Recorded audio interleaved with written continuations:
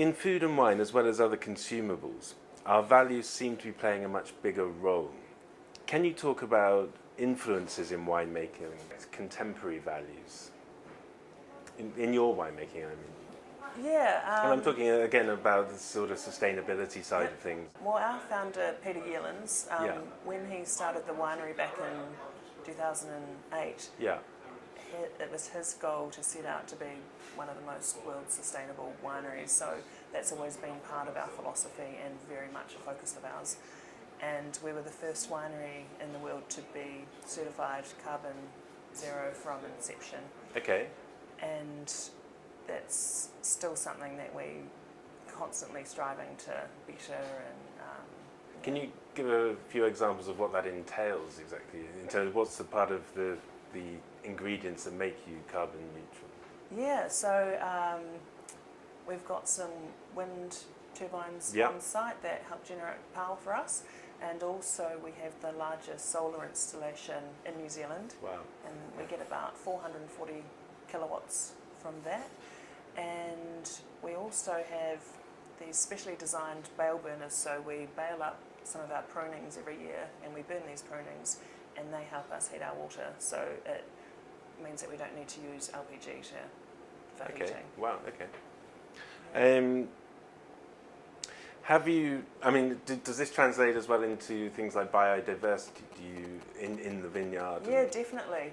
So we also have a number of wetlands that have been developed on the winery, around the vineyard, and a lot of native plantings have been put in around these wetlands, and it attracts a lot of native birds. And we've also got an area of the vineyard known as Butterfly Gully, where we've planted a lot of swan plants, and we have hundreds of monarch butterflies every year through there. So, yeah, biodiversity is a major thing that we're looking into. And what are the climate challenges that you face in the vineyard or in Marlborough or New Zealand more generally? Yeah, it's been really interesting. I think I've actually noticed over the last 10 years we are starting to get the tail end of some of the tropical cyclones now. And wow, okay. Luckily 2019 we didn't experience that, but definitely the previous few harvests we have had quite significant periods of rain, not at the right time. And yeah, so it's just something we need to be mindful in our production, and we are set up to process fruit really quickly. So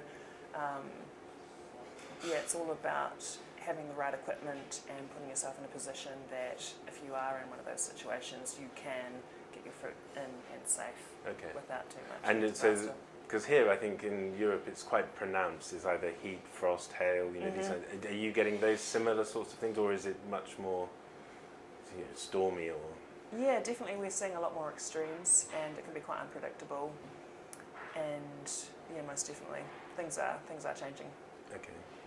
And do you have mitigative or adaptative policies or things that you're doing? Yeah, it's more around the equipment that we've put in. So we now have a couple of new presses that we can press fruit quite quickly, and we've also got continuous flotation is one of our tools that we use, so we can separate the solids from the juice really quickly. So if there is any disease pressure, we can get any of those funky characters out of the wine, or any of those sort of dirty solids away from the juice, so we can still have really clean, crisp styles of Sauvignon Blanc.